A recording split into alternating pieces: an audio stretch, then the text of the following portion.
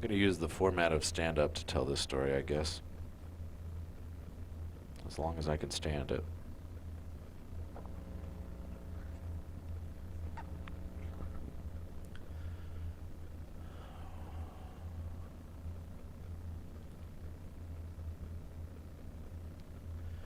My first memory was the day I said "Daddy" for the first time.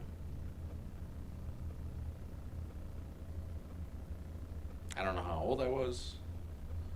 3-ish, I imagine.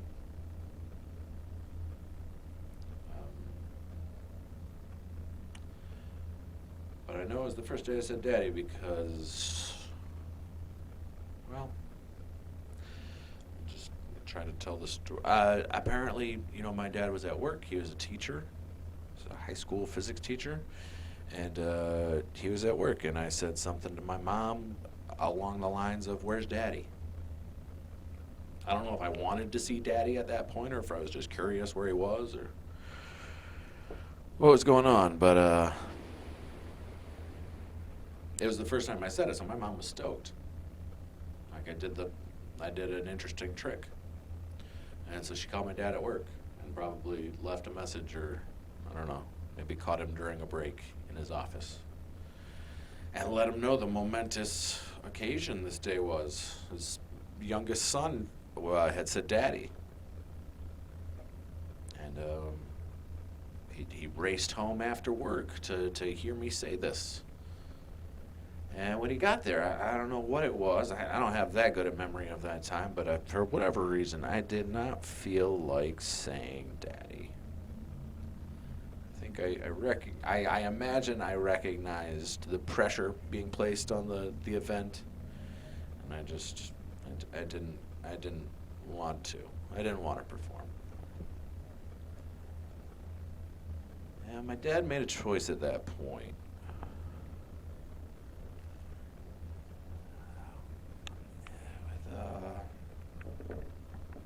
He'd gotten into his head that the worst thing he could have from his children was disobedience. Or the worst thing he could have was defiance. He didn't want a defiant, disobedient child. So he started spanking me. I was in his office, and he was trying to get me to say it, and he started spanking me. And I know that eventually I did say "Daddy," and I don't have confirmation of this, but I imagine he gave me a lengthy lecture about my behavior and his expectations for my behavior. And he almost certainly told me that the spanking I just received hurt him more than it hurt me. And how couldn't it? Because he was a grown man. He knew what he was doing. So obviously the pain he felt at having to do that to me was far greater than anything a child could possibly conceive of. And that set the tone for a lot of my childhood. I was the youngest of a family of 5. I had an older sister, and my brother was in the middle, and then I was the youngest. And I spent a lot of time chasing the advanced development of my siblings and parents. I was constantly outside the loop and trying to get into the loop. And getting spanked regularly. That's how the spanking would go is, it was either my dad would initiate it or my mom would sick him on me. Sometimes I'm out spanking, but not that much. It was mostly like direct. Some would happen while my dad was at work, and then as soon as he got home, she'd launch him at me. And then would also be the person to tell him to stop. It was weird. But the spankings would always, he would hit me until I cried. I tried to fake cry at certain points, but it didn't. That he didn't fall for it. That's what I was saying. I would try the fake cry, and he'd be like, "Nah, looking for the real one." And sometimes I would try to hold it back, and sometimes I would try to go right for it. But it was always about timing. Like even if they were real tears, if it happened too quickly, then I'd just keep getting hit.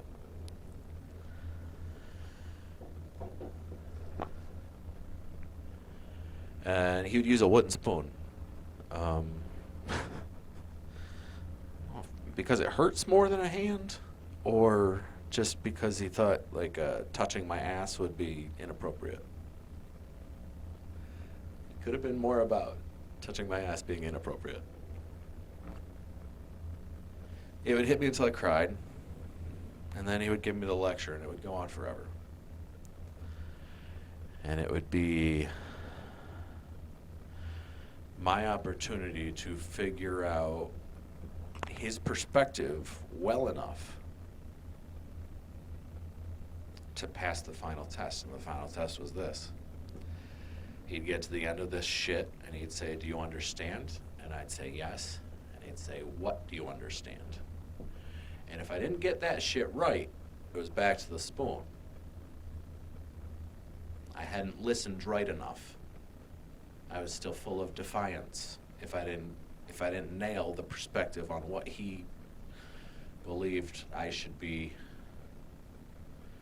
concerned with.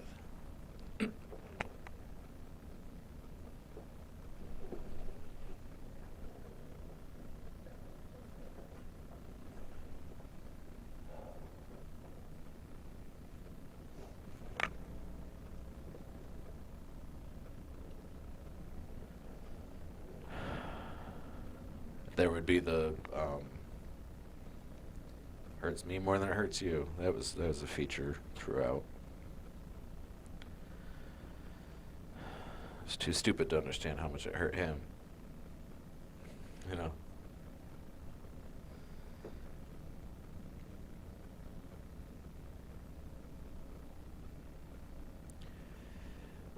And eventually I'd get the right answer, and then I would be free from the spankings for a period of time.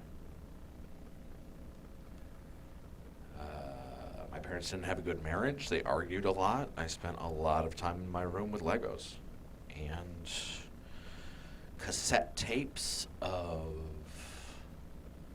audio plays of The Lord of the Rings and The Hobbit.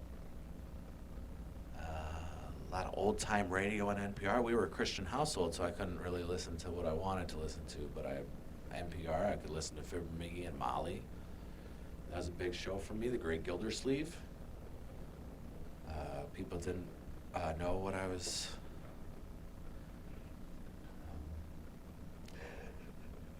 I'd go to school and be like, "Hey, man, did you check out that Great Gildersleeve last night?" My dad liked the Smothers Brothers growing up. I think his dad liked them, so I had access to the Smothers Brothers. They're fucking awesome. It was a weird kind of mishmash of like content that was acceptable or content that was kind of acceptable and then content that wasn't.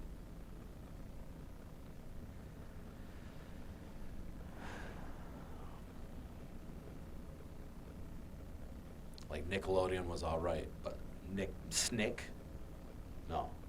The one that's youth focused with fucking Keenan and shit? No Snick. You wait for Nick at Night to come on, then you can watch Get Smart.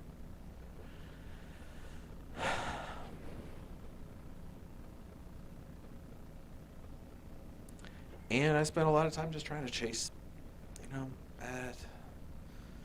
brother didn't like me. He was one of those, like, as soon as I was born, he was like, no, I'm not interested in having another person in his family. And that's how he treated me for pretty much most of my childhood. He eventually grew up and decided he liked the idea of having me as a brother. He just didn't particularly care for me as a brother. sister taught me about lesbians when I was very young. She gave me a stack of Playboys when I was 13. And now they are non-binary, I think. Which is great, except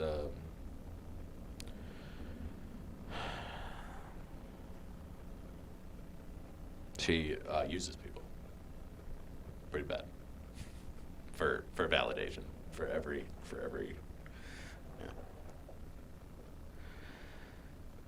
My mom was a teacher too. She went back to school when I was in kindergarten. I was really stressed out. I thought she was going to go live in a dorm and shit, but she didn't. She just stayed in town and went to college.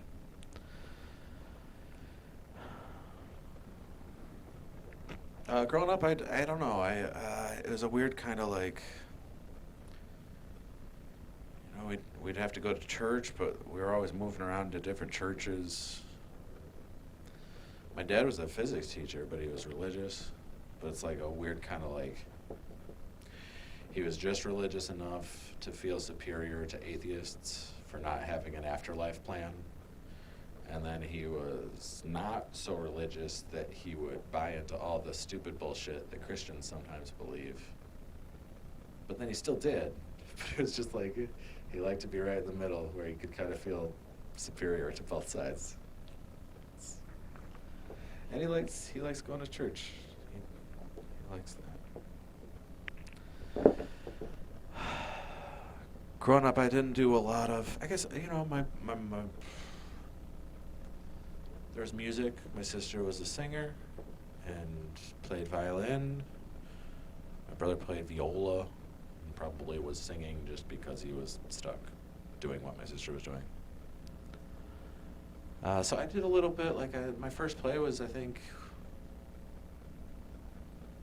maybe fourth or fifth grade. And then I tried to, you know, I worked up through public school doing everything I could. I really liked acting. I did a show outside of school where I played the villain as like, I think I was seriously like fourth or fifth grade. And I played Sir Licorice, the villain of some fucking weird play that we put on in the park for some festival.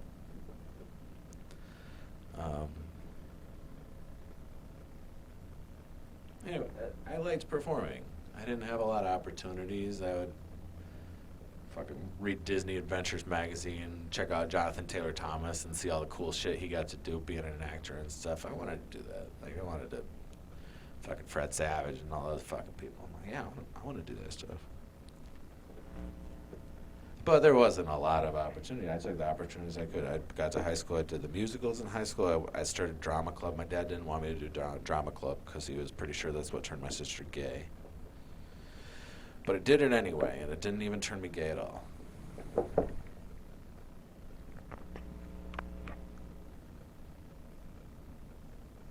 My problem just growing up was I wasn't, I couldn't really trust, or I don't know. My sense of humor, I know where that came from. It came from car rides with my family that was inevitably, you know, if we were on a vacation, my parents were fighting. If we were on any sort of trip, it was probably my parents. You know, it was all sorts of, a lot of opinionated, educated people who weren't educated about like interpersonal, emotional stuff. So that's where my humor came from. I would be the one to figure out everyone's mood enough to make a joke that would make everyone laugh and maybe momentarily forget whatever they were fighting about. That's what I did. That's where my humor came from.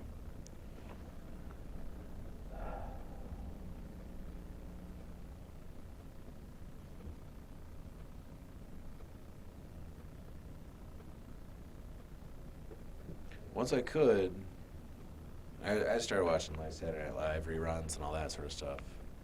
Conan O'Brien probably. Simpsons, we finally, like our family, we weren't allowed to watch The Simpsons, and then we were allowed to watch The Simpsons, and then it was the only thing our family did together was for half an hour a week, we'd watch The Simpsons.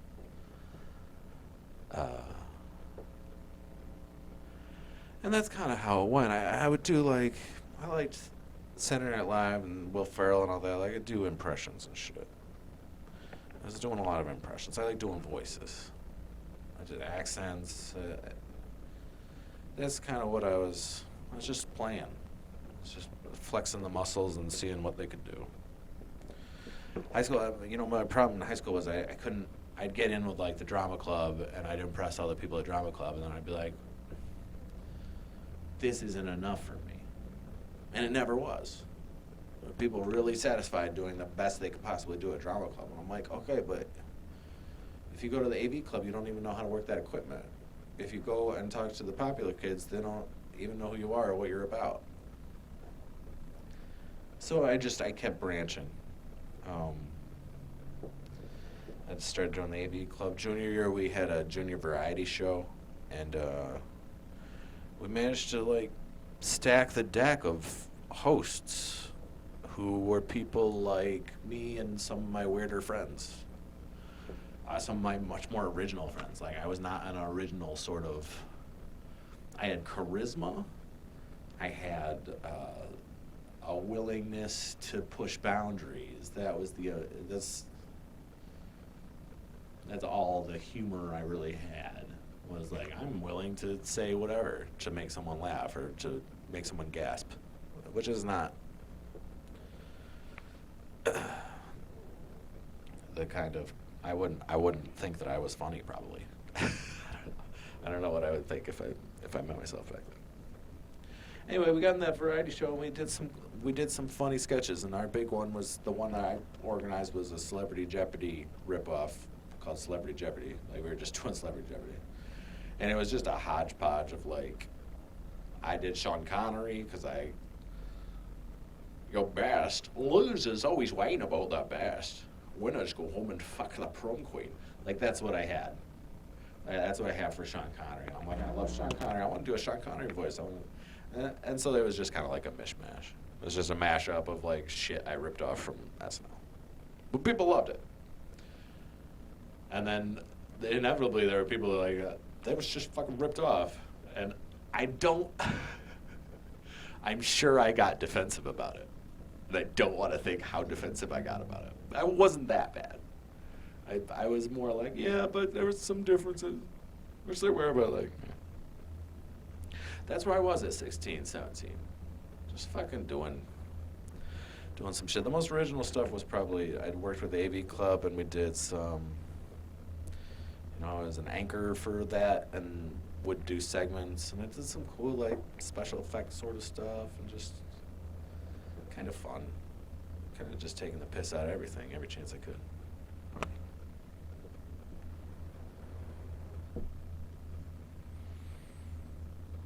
Columbine happened around that time. So I was one of the first.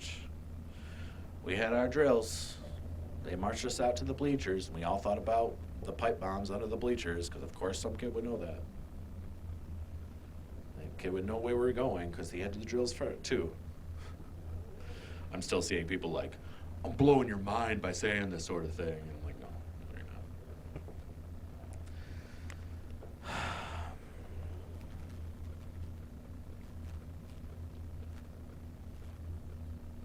I did well in school.